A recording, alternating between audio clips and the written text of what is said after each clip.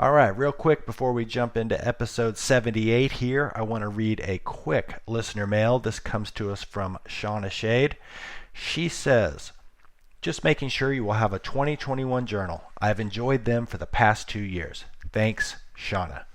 Shauna, yes we do. We have a fully redesigned whitewater journal. Keep track of all those memories of the year. Make it a training log, however you want to use it. Check it out now at hammerfactor.com. All right, let's get into it.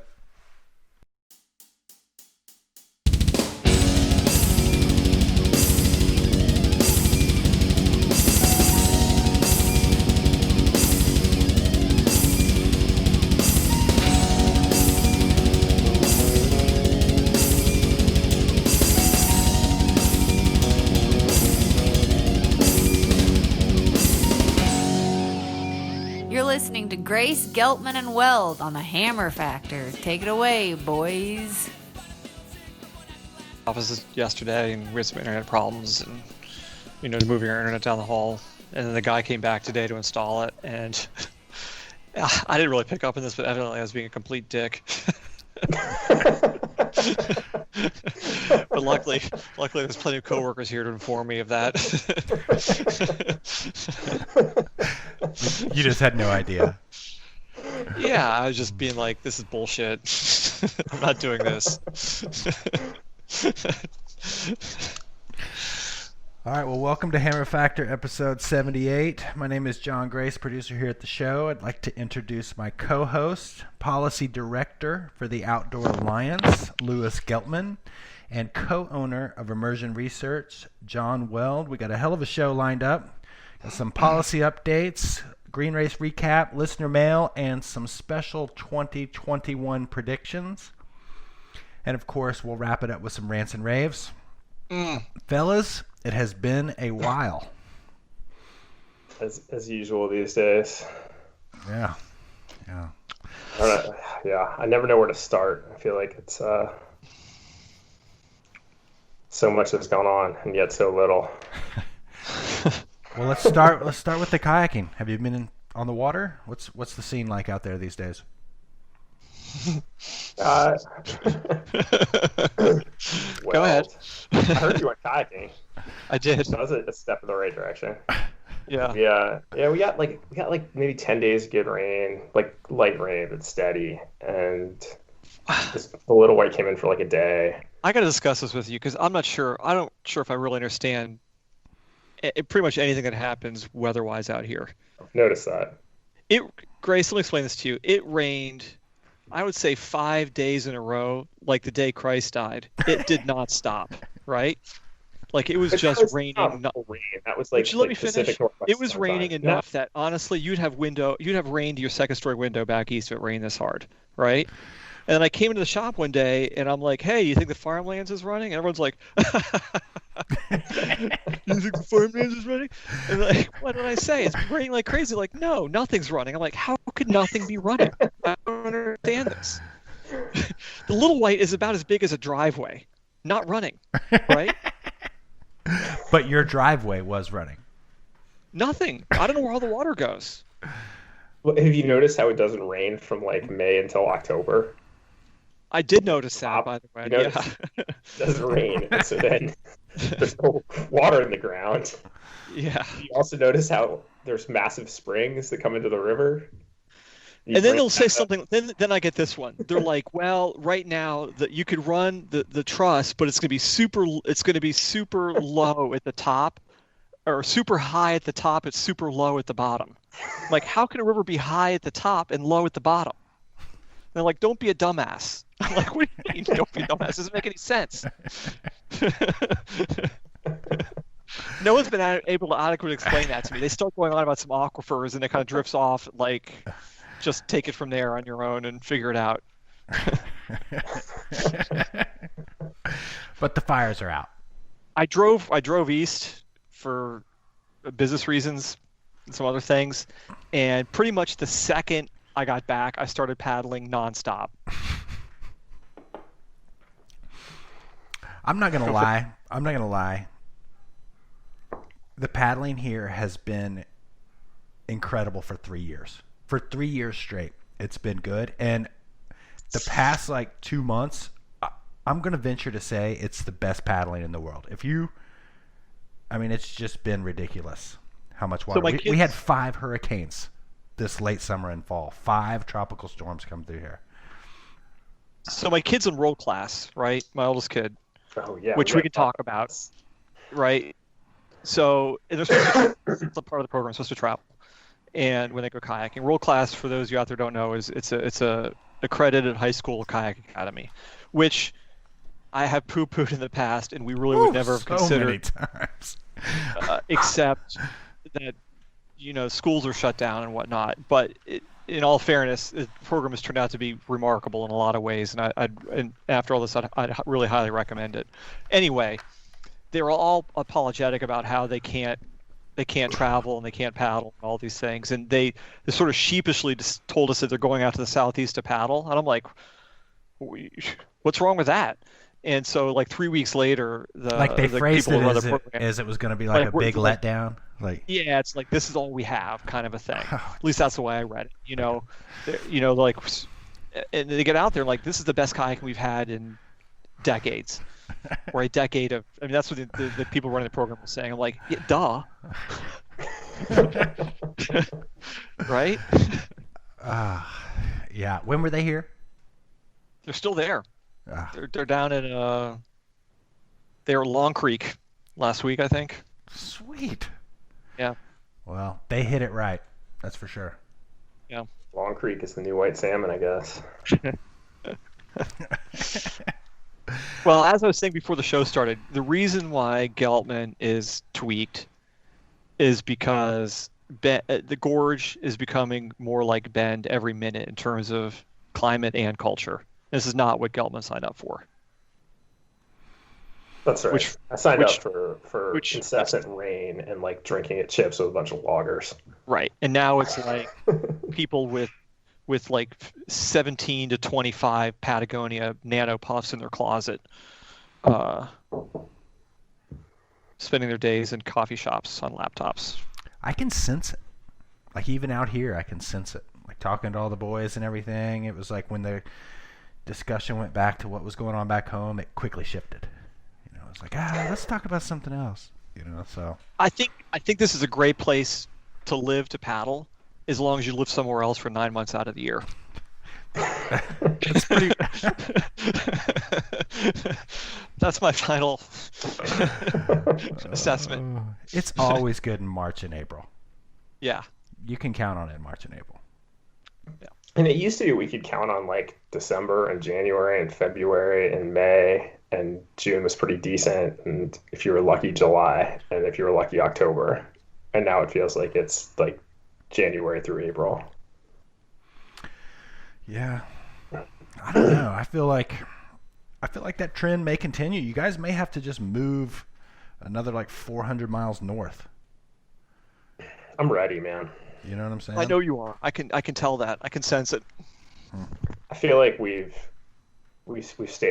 stuck it out in America for the last 4 years and put up the good fight, and now we're ready to turn the page. And with our work being done, we can all move to Canada.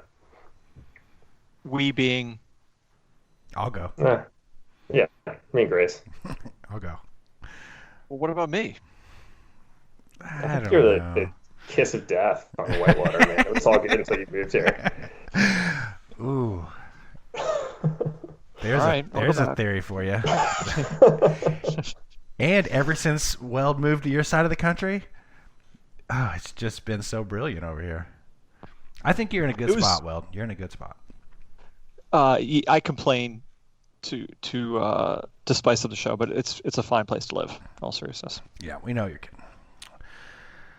Oh man, we haven't talked about the election yet. I guess we can kind of wind this into policy. Lewis, what's going on your front? I have a couple things I want to bring up, and I want to go right into some listener mail that kind of came your way. Man, listener mail. There's some anti-Lewis. First of all, just so people know, it's not Lewis as in Lewis and Clark, right? Oh, it's not Lewis. Yeah, there's a lot of Lewis's out there. It's LOU. It drives. the only time that really annoys me is when I get emails addressed spelled that way, and it's like you think I spell my name differently in my email handle than in reality? It's like, come on now. Maybe it's like Chinese is phonetic. As long as you're sounding it out correctly, it works. Anyway, let's stay focused here. Yeah, I don't know. What do you want to talk about? You want to talk about this quote unquote election, or you want to talk about? Let's not get into politics, or let's just keep it as light as possible. I don't think anyone's turning to us for politics. But Yeah, isn't policy a part of politics? Well, not just in general politics. It's all politics, but we can talk about. Let's keep it as it pertains to paddle sports. Sure. Okay. So I guess kind of the biggest thing going on right now between now and the end of the year is our hopes that we're going to maintain Protecting America's Wilderness Act, which includes 3 or 4 California bills with a bunch of wild and scenic rivers, Wild Olympics, the Colorado Wilderness Act, as well as the Core Act. Keep those attached to the National Defense Authorization Act. We, had a good win here at the end of the summer in getting those bills, attached to the House version of this defense appropriations bill. And, the final version of that is currently being negotiated between the House and the Senate, like right now. And, if we can keep those bills in there, that would be, really significant set of public lands protections for the Olympic Peninsula, for rivers in California. So, pretty hopeful to see that. It feels like a bit of a long shot, but right now the things that are really contentious in the NDAA are, Trump is starting to veto it because there's provisions in there that would change military base names that are named after Confederate generals or whoever it was. And that's the thing that he's fixated on. So perhaps if the Democrats decide to let that go, maybe the thing that they say, okay, fine, we'll let you, we'll hold off on doing this for now, but we're keeping these public lands provisions in there. So that might be one possible pathway to success.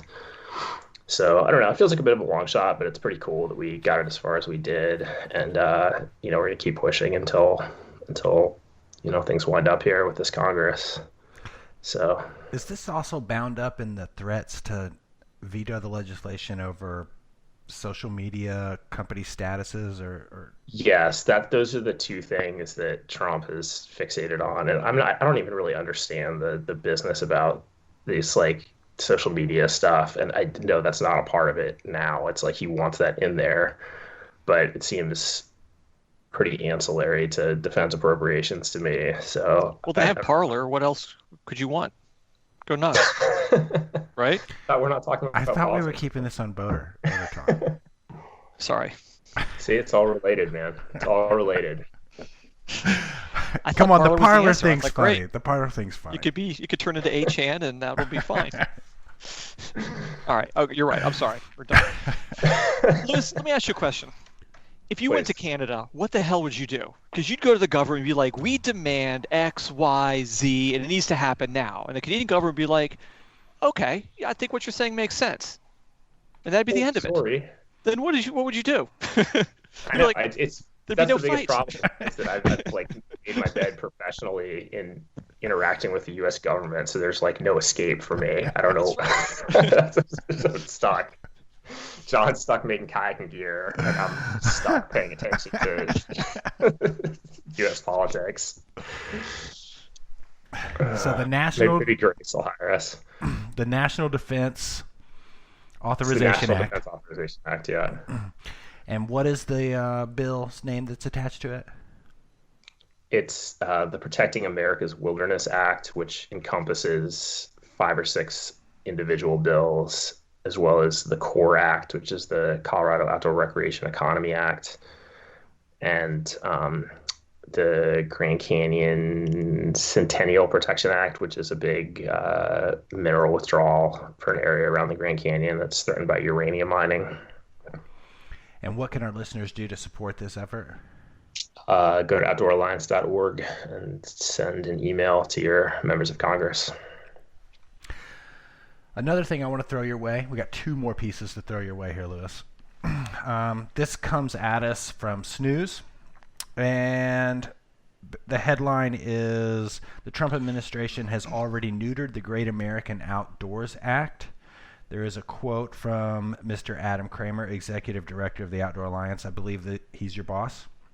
That's correct. He says the secretarial order kneecaps the Land and Water Conservation Fund, signing the Great American Outdoors Act into law only to undermine its implementation suggests that the administration is more interested in political posturing than actually protecting and maintaining our country's public lands and waters.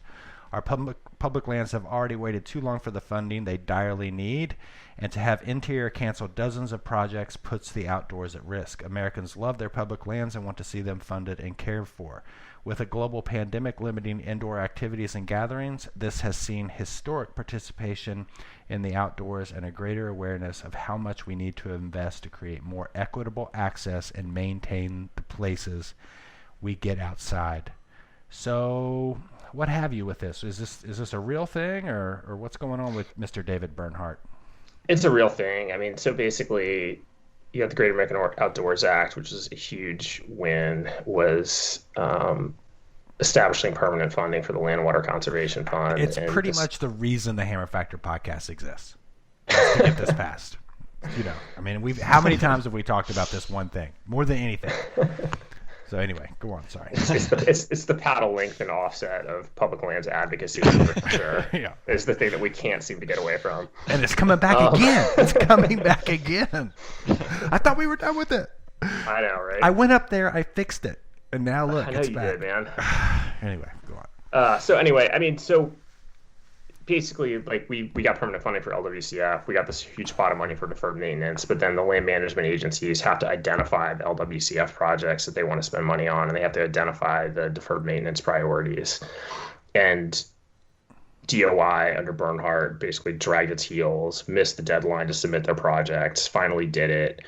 The LWCF project list is not very clear. And then he put out the secretarial order that basically said that the secretary was going to review the LWCF projects proposed by states for state funding and I'm sorry, review the federal LWCF acquisitions and disallow any ones where the governor of the state and the local government have not signed off on this federal land acquisition, which is, I mean, it's just not how this works. It's like that was something that was, roundly rejected legislatively, and he's trying to, circumvent that through this secretarial order, which, he has the ability to do, but thankfully in another 6 weeks, David Bernhardt is not the Secretary of the Interior anymore. This secretarial order is getting balled up and thrown in the trash, and we're going to move on. So, I think the practical effect of this is fairly limited, but it's a reminder that, these guys don't care about this stuff. Like, they're not interested in, facilitating public access, in conservation. They're interested in fighting ideological battles and, helping along the fossil fuel industry. So, I think honestly, we knew that all along, right? Like, Trump's original budget last year had LWCF spending at essentially zero, and then recognized that this was something he wanted to do to help Cory Gardner, the senator from Colorado, and Steve Daines, senator from Montana, win tight re-elections in, very pro-public land states. Daines won, Gardner lost, but, the political utility of this for those guys has now come to an end, so they're back to trying to undercut it, but thankfully they don't have too much more time to do that, and the things that they're doing are readily reversible, so onward. This one was a bummer when this came across my feed. Yeah, I mean, it's just obnoxious, right? I mean, it's like it's nothing we're not going to fix. This is going to get taken care of straight away, but it's just, another reminder of where, David Bernhardt's priorities are. One other one, Lewis, before we move down the show here. This comes at us from Maria Bittner, and this is about the Stibnite mine in the South Fork, in the headwaters of the South Fork of the Salmon River. I'll just South Salmon truther. Yeah. Could we just get a little overview of what we're talking about here?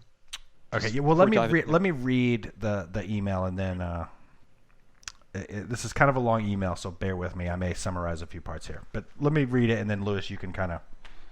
Okay. So, go ahead and set the tone here, Lewis. What is the Stibnite mine on the South Fork of the Salmon? So this is a massive proposed gold mine, literally atop the East Fork of the South Fork of the Salmon, which is, flows directly into the South Fork of the Salmon. There's awesome whitewater on the East Fork of the South Fork. The South Fork itself is, I would say, almost inarguably the best, at least legal, big water multi-day in the lower 48. It's an insane place to put in a massive gold mine. There's critical habitat for threatened and endangered species. The whole Pacific Northwest has spent an absolutely unholy amount of money trying to mitigate the effects of this massive hydropower system on salmon and other anadromous fish. Putting a gold mine here is insane. But this is also an area that has had mining historically, and there continues to be leaching from old mining projects up there, and this Midas Gold Stibnite project is being pitched as, in part, a remediation for past mining damage there. Okay. Hang on with that before you explain that part of it. So Maria Bittner writes in, great email. Thanks for this, Maria. She says, love the show. She has a friend who's an engineer who works closely with Midas Gold. She sends in some Google Earth images from the 1800s to the 1990s, and essentially there are, to ensure that these things happen, the state requires a bond be held by the state with sufficient funding to do everything in the restoration plan if Midas Gold or next owners walk off. So basically, as part of them getting a permit, they have to... They being Midas Gold, the mining company has to restore the land, plant vegetation, put compost out. And she says, I believe the area will be returned to as close as pre-mining conditions as possible for preventing the further damage to the South Salmon. The big takeaway here is that the Save the Salmon group and us as paddlers should get involved by becoming familiar with the permit and should monitor and watch as mining proceeds instead of trying to drown the new mining activity altogether. If malevolent. Did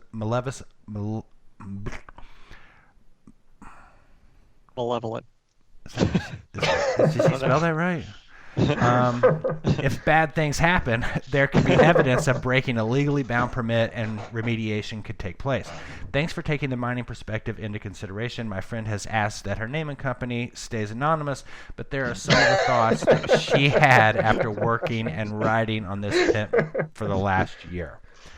I have some things that I would like to say to this, but Lewis, I think you're more in tune with what's going on here. I mean, we can talk about the bonds that have happened in the past with coal mining companies out this way and several other things, but I want your take on this, Lewis. Do you think Maria got paid to write us this email? I would not put it past Midas Gold for 2 seconds. To just be planting this kind of just thing? To be... Yeah, totally. Yeah. Just to take us right into conspiracy theory land. I mean, I guess I've heard this project described as, the worst mining project run by one of the best mining companies. It's like these guys are not some fly-by-night operation. I don't doubt that they, intend to do the things that they describe in here. The things that they describe are also, from an engineering standpoint, this is like the moon landing. Like, I don't believe that it's necessarily possible to do everything that they're talking about doing up here. It also is creating like tailings ponds and things that are, going to require water treatment, literally until the end of time. Like, this is not The bond. I mean, is the bond gonna keep this stuff going forever?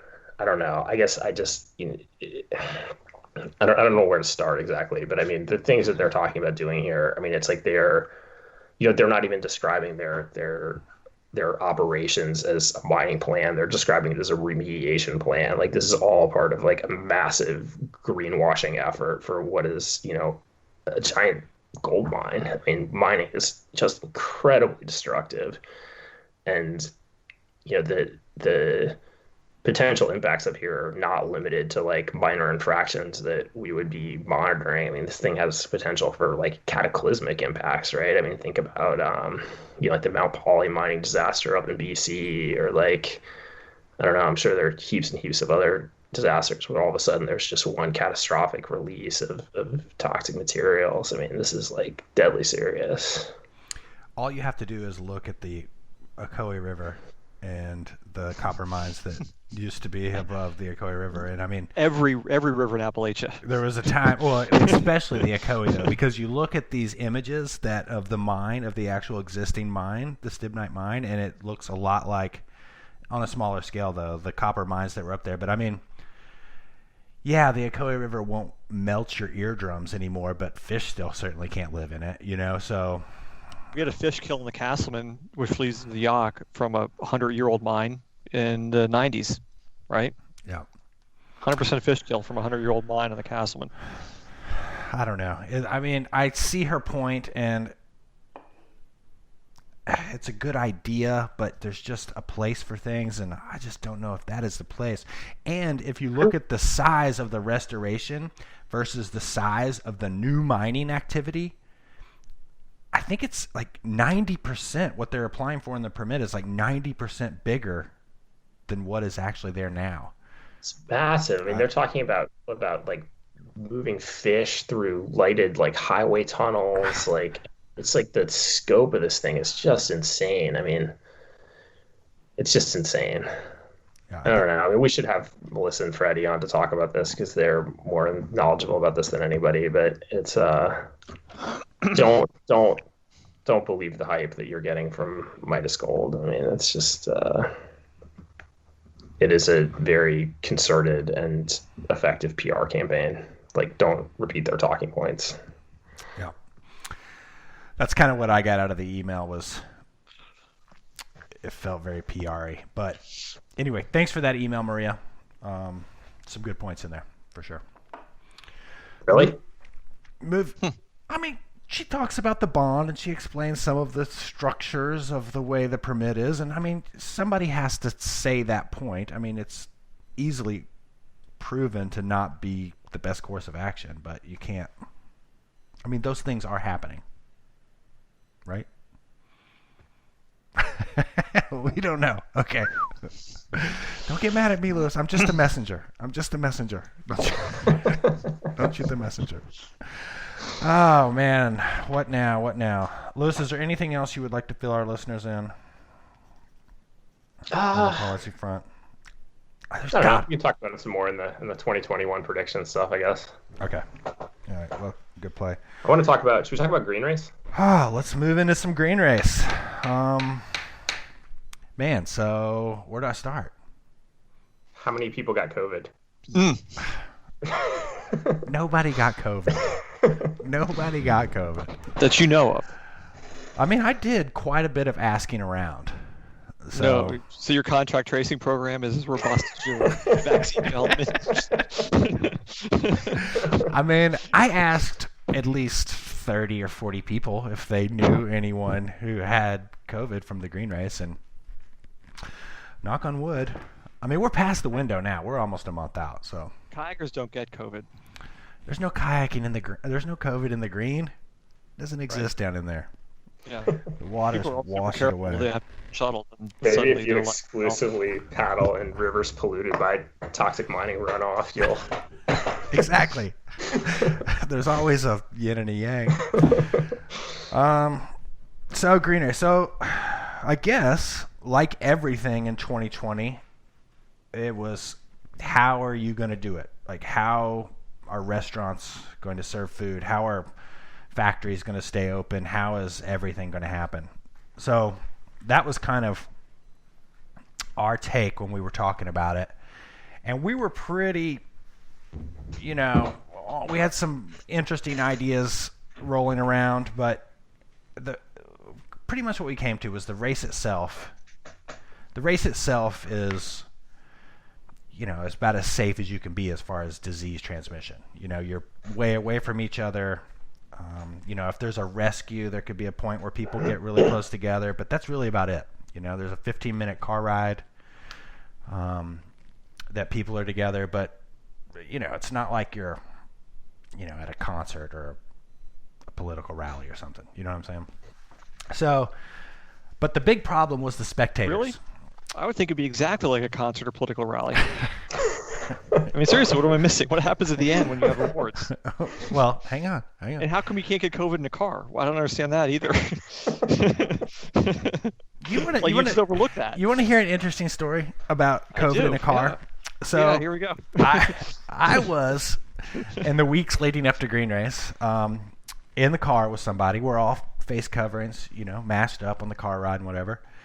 And one of the people I was in the car with tested positive for COVID. So I'm like, oh, God, here we go. So I go down to the thing, get tested. And it was like 3 days after I was riding in the car with them. And the lady was like, 3 days. I don't know if you'll show up. Do you have any symptoms? I was like, no, I feel fine. And they're like, well, you should come back in a couple days. And she was like, well, why do you think you were exposed? And I was like, well, somebody I was riding with in the car for 15 minutes on a shuttle tested positive.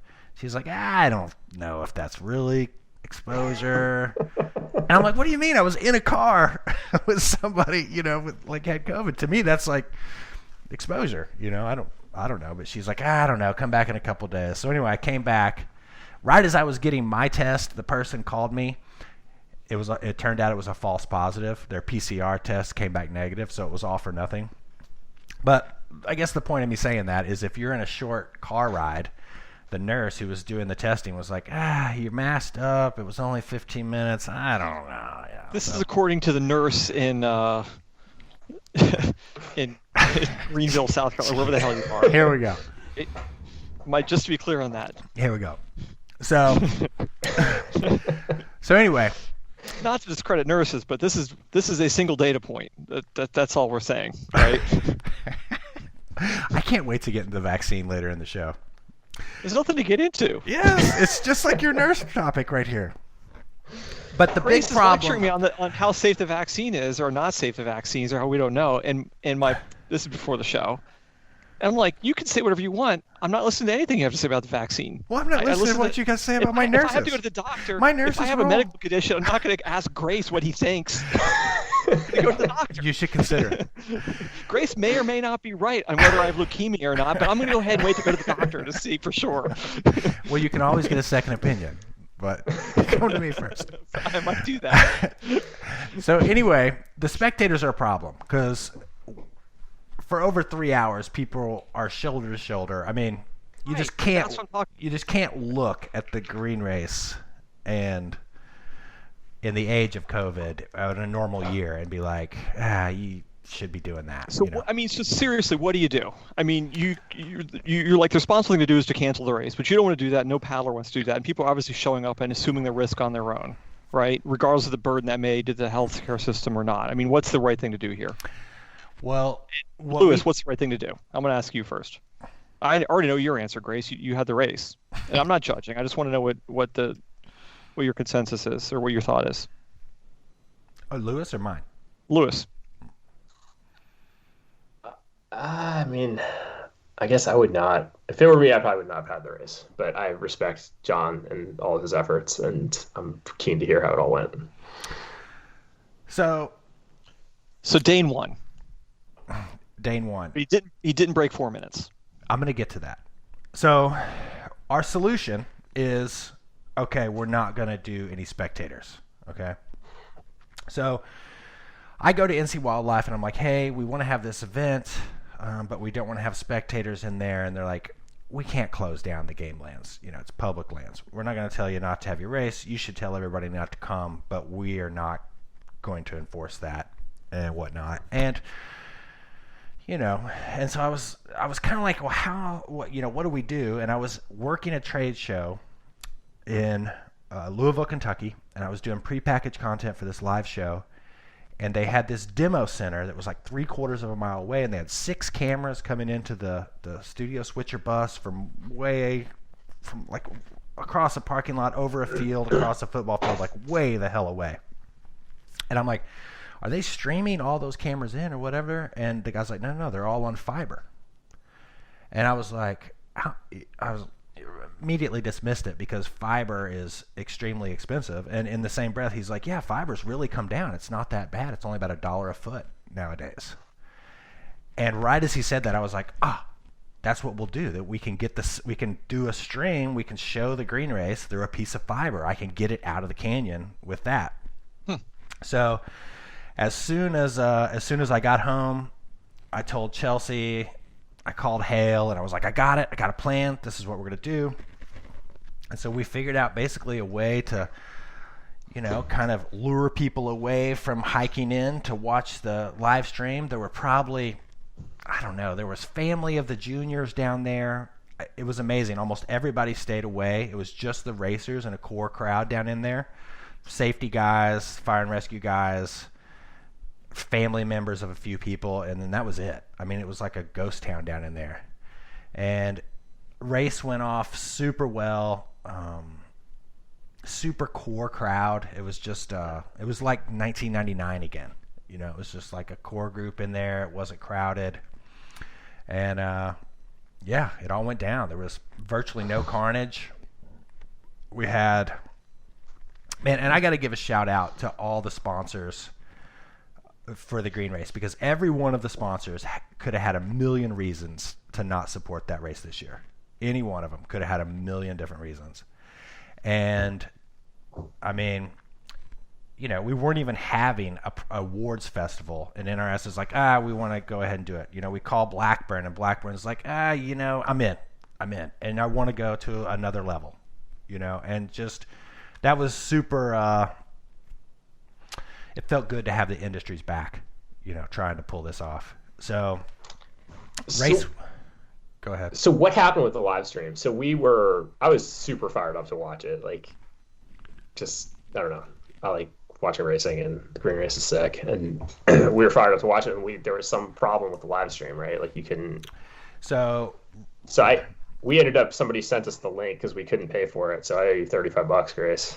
It's all good. That happened. You have no idea how much that happened. So what happened was we did a 200% race the week before. So anytime you're doing something live, you got to have a lot of redundancy. Okay. So you got to have redundant power sources, redundant cables, redundant cameras, because things happen when you're doing anything live. And so the week before, I sent out a message to some of the heavies, and I was like, boys, we need to do a full dry run of this thing down in the canyon with the power source, the whole 9 yards, make sure it works. So we had a 200% race, which was sick. Dane got a 350 in that race. Oof. And Calhoun got a 358. So there were two people who broke 4 minutes in the 200% race. And anyway, we did the race, had the whole thing happen. The whole process was working. People were getting their pay-per-view, paying for it. The action was happening. It was all there. Everything worked perfect. Throughout the week, everything was working perfect. And I'm going to blame this on Al G. So I had Al G, Dixie Marie Prickett, and Brian Miller as our hosts. Gave them a list of talking points, some ideas, whatever, and they just ran with it. And they did incredible. If you watch the show, those guys did pretty damn good. Don't you think, Lewis? Yeah, for sure, man. I mean, it was like a very 90s rodeo vibe kind of. Yeah. And the way they were dressed up and the whole 9 yards. Anyway, so Al G gets on. I'm like, I went down like 7:30 in the morning before the race, hooked up everything. Me and Chris Wing were getting the final strings across the blah, blah, blah, blah, connecting everything up. Al G gets down there. I'm like, all right, Al G, let's go. Let's do a quick live on Facebook, show everybody the cameras, because when we did the 200% race, we didn't have all of the cameras and the whole setup exactly how they were going to be. It was a light show, but we had all the cameras. I was like, let's do an overview of the course, let everybody know they've got 30 minutes to get signed up, and we'll do the show. So Al-G gets up there, gives this like impassioned speech, and is talking about the green and whatever, and I'm working with Brad Roberts, who is a professional switch operator. He works for CNN and whatever, and I'm like, cut to this drone, cut to that camera, let's bring it back up, let's go to Al-G, one off him, camera 4, take the water, and like it's going through and it's like all happening. That's so cool, man. And so it's all happening and it's great, and boom, and everything is good, and we've got a guy up at the top of the field, Jack Pitfield. Big props to him. He is the technology director at French Broad River Academy. He was running the streaming up at the internet site. And he's like, it looks good. Everything's working. I'm like, it's working. It's like I've been like hiking in and out of this canyon for 2 weeks, and like finally it's all working. And then he's like, I just got a message. The website's down. And I'm like, what? What the fuck? We've done this whole thing all week. Like, of all of the things that have been happening, that was not what I thought was going to happen. So I call my web developer, or I don't call him because I'm down in the canyon. I give Jack the number. He doesn't answer. And so then I'm like, oh, shit. I'm like, okay, I can't get a hold of him. I'm down in the canyon. I can't get to any service. Chelsea is down here. I'm like, okay, Chell, get on the radio, give Jack all our hosting information, our host provider, and see if they can see what's going on. So goes through, gets a low-level person, and it's kind of like when your internet's broken, they're like, well, did you check the power cord? And then they like send you through the whole process of like, checking all of the different buttons off. And so they send him down this malware path and all of this stuff that, the site had a fresh install of SiteLock and all this SSL security stuff. And we told him that wasn't it. But he's up there and they're like, well, they really feel like this is it. I'm like, no, that's not it. There's something else going on. They need to, dig a little deeper. But he can't get them off of the run. So I'm just like, all right, send an email out to everybody who's already bought the show. So, to a direct link, send that out to everybody who's bought the show. So at least everybody who's paid can watch it. Bummer, we're not going to have anybody else jump on right now, but whatever. The title of this year's Green Race was The Show Must Go On. So at that point, it was like the show must go on. And we got that out and, did the race, did the stream, did the whole thing. It turns out, because I couldn't get a hold of anybody until I got out of the canyon. After the race, 4 hours later, I get on the phone. It was a glitch with a new version of the payment software that was recently updated, and we just put the old version on there and it worked perfect. So that was what happened with this snafu. It was basically like there was like 2,000 people in like 20 minutes that tried to access it, and it kind of blew it up. But race was sick. Times were fast. We had 15 juniors this year. The junior class is just amazing out there. Stacked girls class. We had 2 girls. Sage Donnelly. She is right on Adrian's tail. She got a strong second in the ladies division. Dane did not quite break 4 minutes. If you look at his race or his recap, he had 1 bobble at power slide, and he was on pace to do it. Literally, you can't have 1 bobble. And no, I was sick. I was beyond stoked that everything went the way it did. There was that one That's staff awesome, on the dude. website. Congrats, man. Yeah, Really that is cool. Are you going to stick with the live stream next year, you think? I think I'll do the live stream. I've got the cable. I've got thousands of dollars of fiber optic cable. Oh, wow, you bought it. It wasn't like a shed. rental thing. You can't rent it. You can rent it in 500-foot sections, but it's 3,000 feet to get it in and out of there. Dude, that's really cool, man. But it was sick. I was stoked. 2020, we made it happen. Everybody had a great time.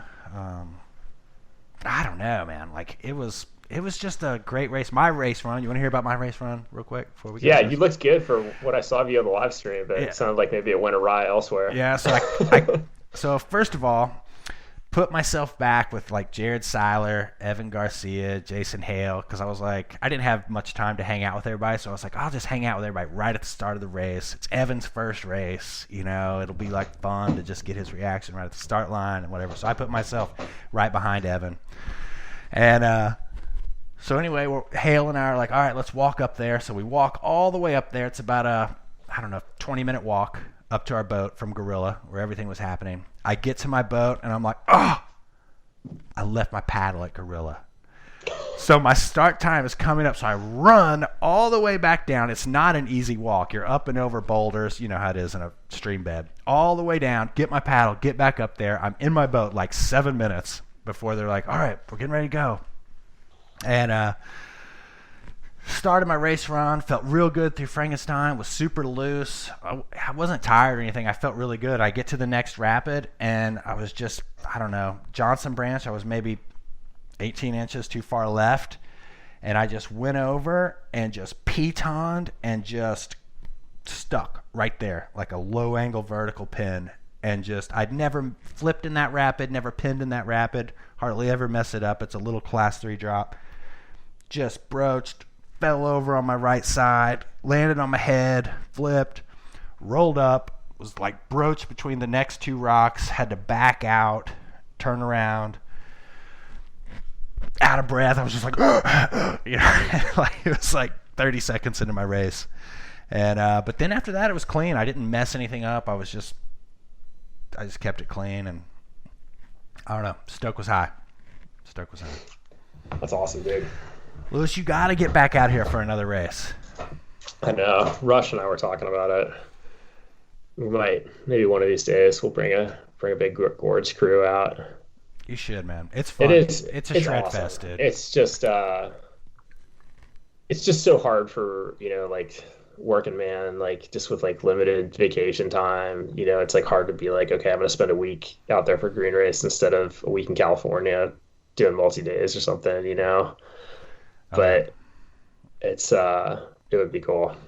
Oh yeah. Try and get one more before I'm too old and washed up. And dude, it was such a good paddling year. Like just like the whole weeks leading up to it, and the flows and the whole 9 yards. So sounds like it.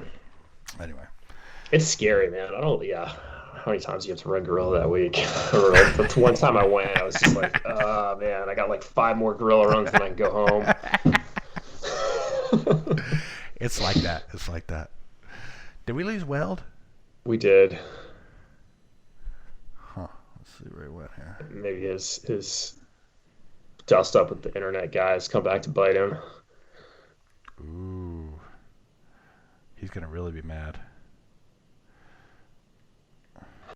Your internet messed up? The guy, I think they could shut our internet off. Apologies for this interruption. Weld's internet did go out last night. We're jumping right back into it. This is 24 hours later. Anyway, I don't know where I left off with the green race last night when Weld's internet blacked out. I told you I was being a dick to the internet the internet installer guy, and he shut me off. He did shut no you joke. off. He left and he shut everything off. Anyways, 25 years. Super thankful we could have the race. Always incremental improvements. Trying to do things a little better every year. And I don't know. I don't remember where I was at. It was awesome. Thanks to all the volunteers, all the safety guys, all the sponsors, all the people that helped out with the live show. Jason Hale, Chelsea Grace, my wife in particular, Tommy Hillicky coming out every year, manning up on all the safety. I don't really know what else to say. It was freaking shred fest. It was super fun. Do you guys have any questions before? You know what? We'll have to bring on Evan here. So we got Evan Garcia, E.G. the Killer, who was in his first race this year. So he may have a perspective. I'm so jaded, I don't even know what's going on half the time. So I didn't either. I thought we were going to get a little like second half pre-show going before I had to say anything of consequence. Now we're right into it. It's time to Yeah, get If we started. did this every time, we could do like an 8-hour hammer factor. And just break it up, the recording over like 6 or 7 days. You know, I was I kind was of just thinking it's time to get this on Patreon. yeah. People may have to subscribe to see this soon. You know, I want to. Should we get into the Lewis hate mail before we bring Evan on? Because we have a whole category in our show notes here. I'm not Didn't we sure get this through is. that already? I'm not sure this is all deserving, dude. I'm on your side on most of this, just so you know. I'm on Lewis's side on all of it. I'm ready to get your back. I'm your pit bull. Actually, I should take that back. I'm not sure. I have to read through these again. I may not be on your side at all of these. Well, let's go ahead and bring But it it. looks like I'm on your side. Just glancing through them here. Look, we just lost Lewis. Well, he's done. That's it. Can't take the heat. You there, Lewis? Yeah, I'm here. All right. So Tim writes in. He's got a Lewis Stern Squirt rant. He says, "Sorry, we are not all elite Class 5 kayakers like you. Many of us are just 3-4 boaters looking for ways to make the river more interesting and share the stoke for a good time. For whitewater to grow, we need to highlight the fun of going downriver because the Class 5 shit runners will always be a small percentage of our sport. Don't insult intermediate kayakers or the content they create just because it's so beneath you. No one is forcing you to watch it." Tim. Lewis, What's Tim say? talking about? What was the Stern Squirt rant? Oh, I remember this. Lewis was like, This was "Don't show me any more of your squirting on an eddy line videos." I mean, I guess what I specifically had in my head when I was ranting about that was actually Dane Jackson videos, where it's like, 90% of it is him doing, rad things that none of us will ever hope to accomplish. And then you have this interlude of GoPro shots of him spinning around in his stern. It's like, this is boring. It's making me nauseous. I don't want to see this. We all know how to do a pivot turn. Like, get back to getting rad. Yeah. That was where that was really coming from. But it really applies to everybody. So don't feel like I'm casting stones specifically in the direction of you, intermediate Class 3 boater, although I don't really want to see your GoPro video of you doing stern squirts either. So I don't know. You That's all I got. just think people should limit the pointless content, the pointless content. It's totally pointless. It's like the like driving to the river shot. Like doing stern squirts on an eddy line is B-roll. Like, I don't want to see it. I want nothing but bangers. All right. Well, in your defense, I kind of felt like you were communicating to the elite boater. You weren't talking. I felt like you were talking within the circle. Like, boys, don't let me see your squirting search shit anymore. Okay, I get it. You're promoting the boat. We know it's stern squirts. Let's move on. You don't feel there's a genre of whitewater kayaking videos and you have to tick off certain boxes to make it a whitewater video? Like, you have to have a stern squirt, you have to have a car scene. You have people making mugs at the camera while they're in the car. I'm just playing devil's If you advocate want to here. watch, if I wanted to watch somebody doing stern squirts, I'd dust off my copy of Fun Forever. All right, what's the best kayaking video ever made? What's the standard by which we all should be held to? Like film or like 3-minute clip? I don't know. I don't know. Either one, I guess. Both. You could do like an Academy Awards of kayaking and best 3-minute video and best feature. I don't know. I've watched some Well, I have my kayaking pick. videos. I don't even know. My favorites are Jalloween Carnage by BDP. Are you being serious? Yes. And the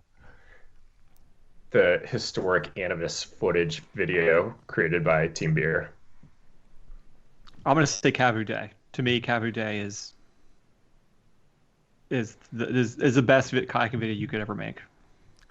That's very high on the list. That was like a 70s, That's what? 70s clip? 30s. 30s. Yeah. Dan Gavir, No, that was Arndt. Yeah, Cabo Day is high on my list. Yeah. And Seven Rivers Expedition, honestly. Yeah. Well, let's keep on to the Lewis train here, because Emmett writes in. He says, "My name is Emmett, and I'm a longtime listener. I work at Adventurec, a raft and kayak hostel in Mexico. During my winters as their kayak manager." He's the kayak manager. This is just gratuitous shot at me. I don't even know where he's coming from on this. I imagine with the new stay-at-home orders in the U.S. and plenty of media coming out of kayakers traveling around the world right now, you guys have traveling to kayak on your mind. I just ask that if you're going to discuss it on your show, you avoid it being Lewis spouting about the irresponsibility of it. I say this with all the love and respect in my heart. And instead, get some opinions from boots on the ground. In Mexico right now, we have our own COVID policy, similar to rafting kayak companies in the U.S., and we're trying to keep our impact on the surrounding community minimal, as well as prevent any possible spread through our clients. I'd be happy to speak on or off the air about the details of what we're doing and what the international kayak scene is looking like these days. Congratulations to John Grace for somehow not hosting a super spreader event. I was at the green race and felt I could keep myself safe through the process. Emmett. Man, I have nothing to say to the substance of this one way or the other, but I'm just distressed that not only am I now getting shit for things that I said and things that John Weld said, I'm getting shit prospectively for things that people imagined I might say in the future. Well, get used to it. I got heat for that for the women dry suit comment, which I never made, and I continue to get heat for that. Oh, that was Someone called me out for defending myself for something I never said. That was bold, Weld. That was bold. That was bold. Well, okay, so I read this email first saying, I had to say, do you think, and Emmett, this is no disrespect, but I'm wondering if English is his first language. It just was phrased weird. But that was A. B, this kind of gets to what I'm talking about with the green race, right? Is that, you go to the takeout at the Wind, and there's 50 kayakers there, right? And it's not, if you were to follow the guidelines of the CDC or whatever, that's not proper protocol and they're all running shuttle and whatnot. But those same people getting in the shuttles to run the Wind are the same people ridiculing the Trump rally, right? We all are assuming risks here, and we all just assume the risks that we're taking are acceptable, and the risks that everyone else is taking are stupid and laughable. Well, here's the thing. First of all, I'm going to guess that most of those people were wearing masks. A lot of those people lived together in various combinations. Not from what I was seeing, but go ahead. I don't know. I guess the there thing were people wearing masks, but the thing I felt about all this is like at the beginning, I felt like we were all gonna do what was the prescribed, follow the prescribed safety measures, do what we were told. We were all going to be in this together. Everybody was going to do the responsible thing. We were going to get through this together. And over the course of the last 9 months, it's quickly became apparent that you might as well just do whatever seems right to you, because that's the most you can expect from anybody else. Nobody else is going to do anything. It's every man for himself here at this point, right? Do you feel like there are people, I don't know, I'm overreacting, I guess, and I'm certainly don't mean to suggest that I'm not taking this seriously and I wouldn't want to see other people doing the same, but it's like, I guess I felt like there was a time when it felt irresponsible to exercise your own judgment because you were encouraging other people who had no judgment to do the same, but now it's apparent that that's all that can be expected of anybody. Nobody's just going to say we're all going to follow these guidelines, even if they seem stupid to us. Do you know what I'm saying? I hear exactly what you're saying. It's such a patchwork of guidelines, and Well, it's a patchwork. People definitely pick and choose how they're gonna deal with this problem, which is fine. I understand that. You know what I mean? And everyone, you say we're just gonna reduce our risk in general, and that's gonna be good enough. But what gets me is when you get people who, on one hand, go to the awards ceremony at the green race, which I understand you're outside, but it's at a risk of some sort. And then they're just on their high horse 10 minutes later talking about a very similar event that didn't happen to include kayakers, and they think it's the worst thing ever. I see that over and over again. That's a little bit annoying to me. Yeah. No, I see what you're saying there. I don't know. It's really buried the lead there, Weld, which is that you went kayaking. Yeah, I did. Listen, I got a problem. And my kid is in world-class kayaking 7 days a week. In a bubble with, everything's totally set up for him. He's going to come back and be a much better boater than me, this is not sitting well with my frail ego. Yeah, we're going to have to get check-ins on this. Oh man, because it's happening fast. I ran into Bondo at the bakery this morning, and we had a long conversation about our various schemes to Get you back in the game, Weld. I'm ready. I'm seriously ready, and I would do want to boat more. I definitely have mixed feelings about running shuttles with 4 or 5 people in a car, right? Because I just can't. I can't get sick. I cannot get sick. I can't have a business get shut down for 2 weeks because someone gets sick. I can't have that happen. Can I? You know what I mean, that just even from health aside, from practical standpoint, it'd be such an enormous pain in the ass for me. Can I tell you? I want to share something. I want to share something. What show with Max? I mean, Max just thought Max is in quarantine right now because the person he lives with, I think, just tested positive. So, I mean, you guys, once again, you assume Max is safe because he's a kayaker, but he's not. He lives with a nurse. He lives with 2 nurses. Can I share an experience with you guys? And this comes back to green race, and it's interesting because we're talking about the coin, the flip side of the coin, where it was too risky to have the green race. But when I came out with the whole we're going to still do the race but spectators take a year off, I got at least 30 or 40 hate mail messages. You're taking away our freedom, we're going to be in there, whatever. I'm like, dude, people telling me the percentage of people this and that. I'm like, look, dude, I know the percentages, but I don't want anybody to have to take a week or 2 off work. I was like, there's people here volunteering. I don't want them to go home or just put 3 more people in the emergency room that don't need to be there. Yeah. You know what I mean? Yeah. And even if that's not going to happen, it's bad enough for someone, I don't want to get the EMS guys sick, or whatever. I'm just like, just stay home. It's just like, there's no events going on. I'm doing this the most responsible way I think that we can, So it's a weird coin like you're talking about. One side is this, the other side is this. And you got to look at it like we all have this timeline. Your timeline is only this much, how much you going to chop off and leave sitting in your room, or, it's interesting decision making. Can we get back to the Lewis hate here? Or are we still on COVID?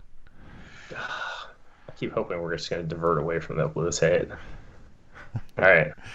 What else you got? This comes from Abe Herrera. He says, hey guys, love the show. Would love to discuss the possibility to join you for a river safety awareness chat. I think this would be really good.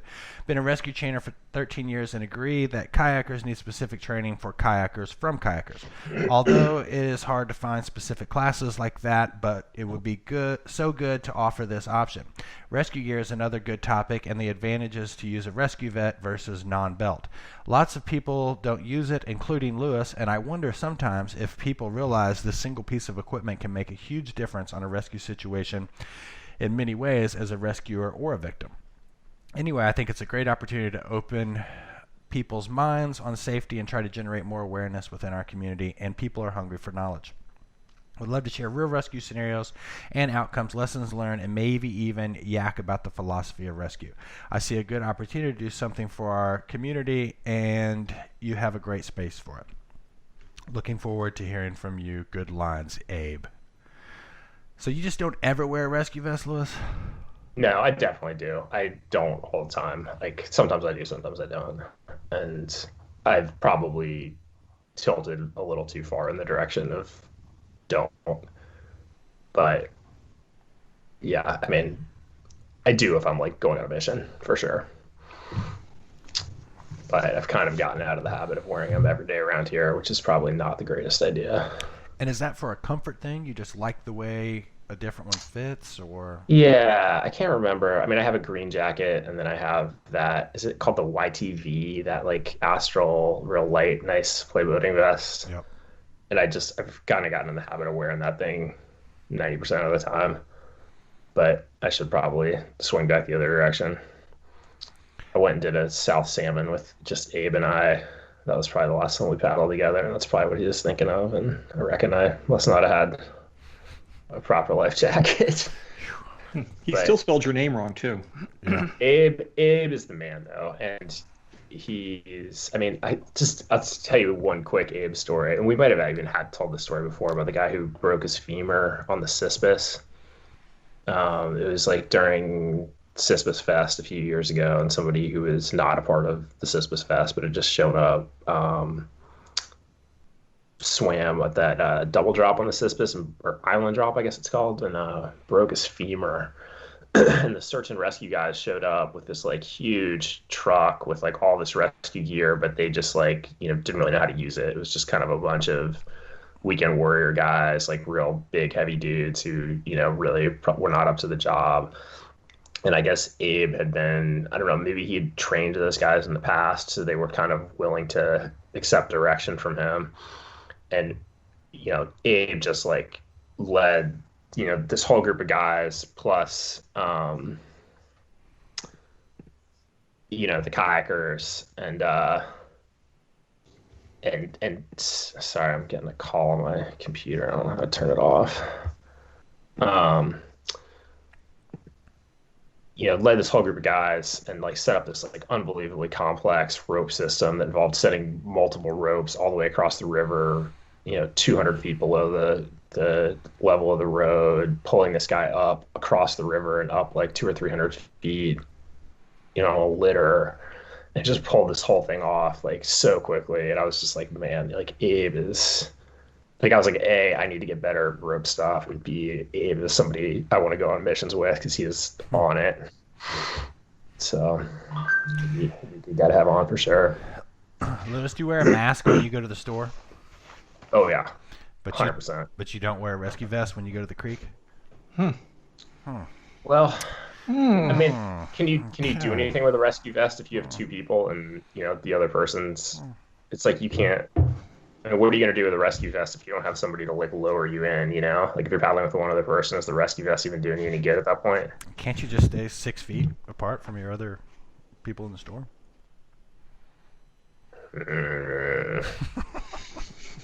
No. All right. So I carried, like when I worked on the river, I carried a first aid kit, an Nalgene bottle. It's been a first aid kit and a Nalgene.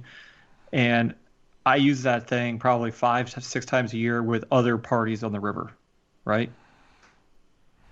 So I come to another party and they had their head cut open from falling upside down or flipping over a cucumber or something. I'd be the only one within a mile of the scene to have a first aid kit with me. So sometimes it's just not about you and your immediate crew also. Yeah, no, it's fair. I'm just playing with you, Lewis. Finally, Hayes lays into all of us. This is a long email, so I'm not going to put the whole thing on it. Starts out, he says, part 1 gave us props on the rescue story. We're a nice release from COVID as we talk about COVID here on the show. We'll see if Evan's going to get the vaccine too. Did you guys research my article? I read it. It didn't say anything about the health issues. Okay. It said whether it's effective or not. So, part 2, basically, he's got a reoccurring self-injury at the Hammer Factor. It was just a few episodes ago with regards to the Black Lives Matter protest. Grace said he was doing a lot of listening, and Lewis said he was reading Black Faces, White Spaces. Get to the bottom of this. Quit dodging it, he says. We're in a death match to hold on to our public lands and take climate action before it's too late. Lays into us about this.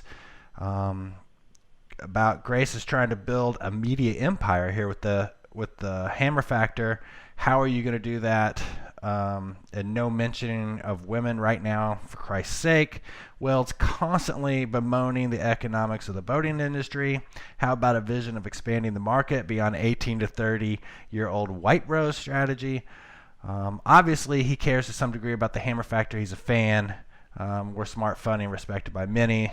There's an opportunity here. Hammer Factor needs to step up, basically.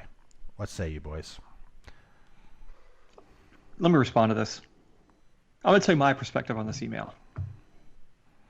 So, all right. So the Hammer, the Hammer, to me, the Hammer Factor is an extension of the phone conversations that I would have with Grace and Geltman that went on for an hour, sometimes just talking.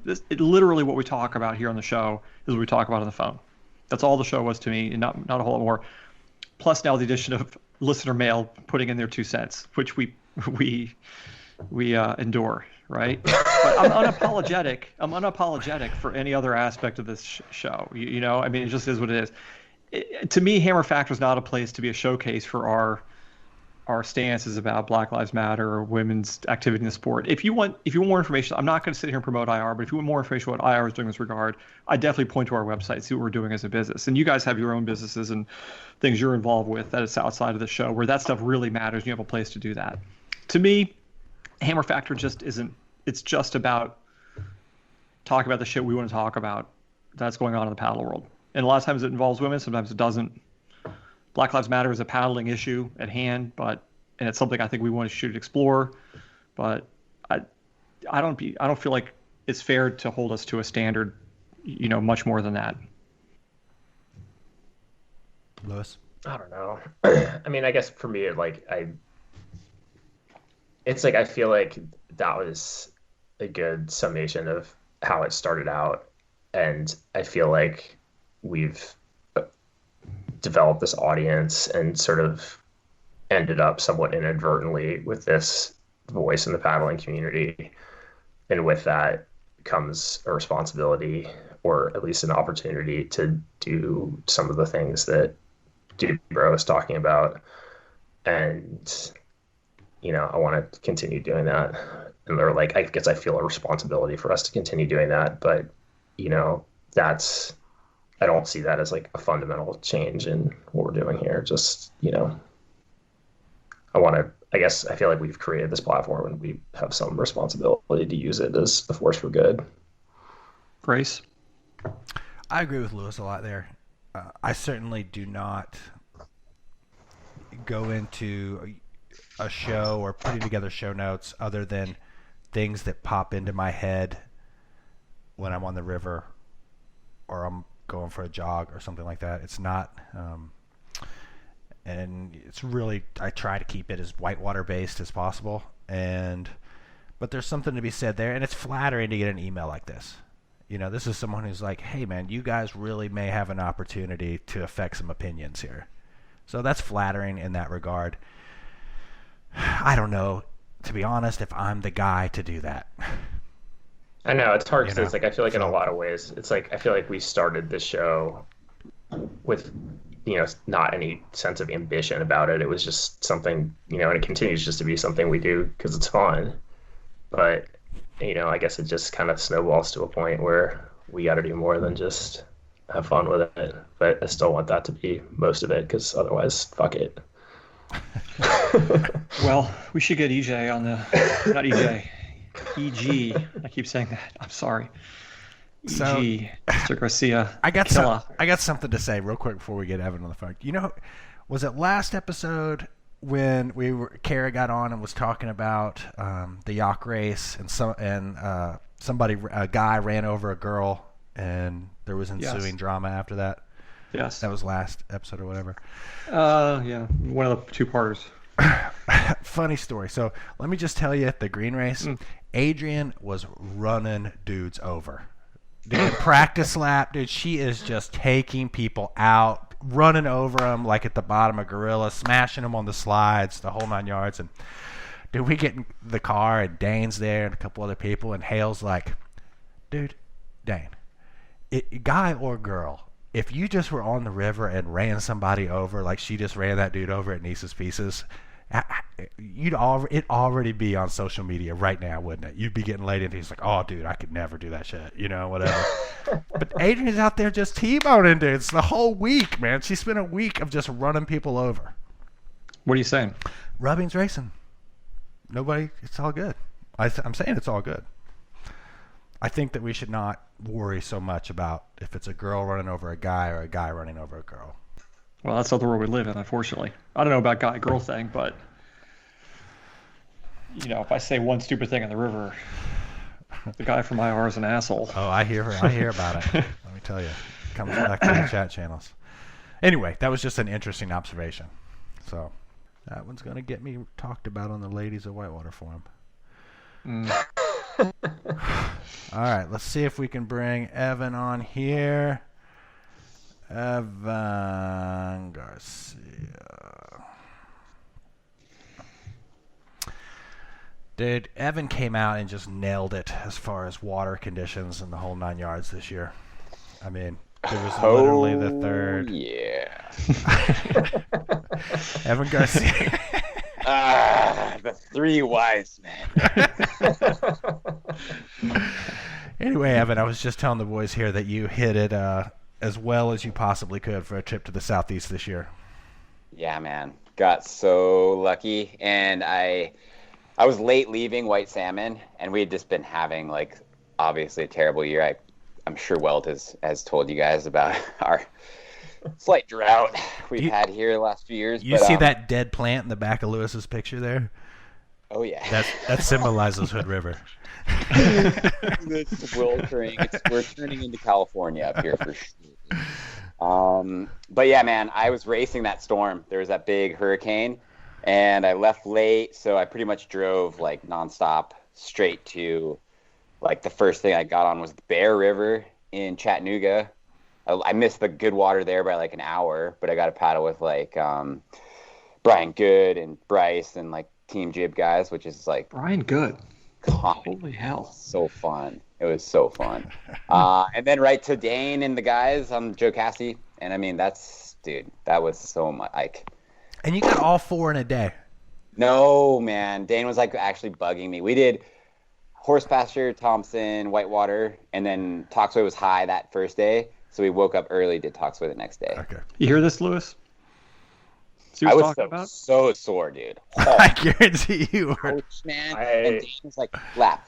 We were on the Thompson. He's like, let's do more laps. I was like, dude, if we're going to go do horse pasture, like, I think old man has got to sit down and, like, sit this one out, you know? And I watched your video of that, Eugene, and my main reaction was my back hurts just watching this.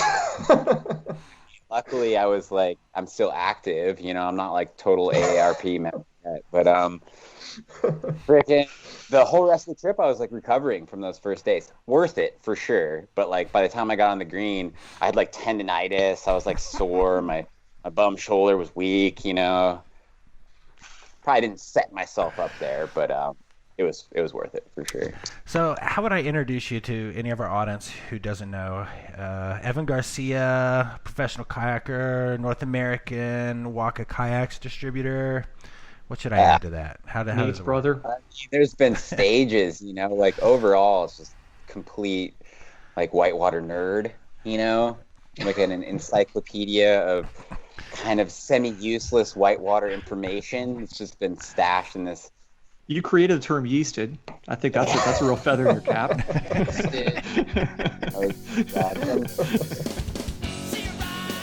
Okay, we'll cut right there with part 1 of episode 78. We'll get the rest of this podcast edited and up ASAP. As always, appreciate you for listening, and we'll see you on the river.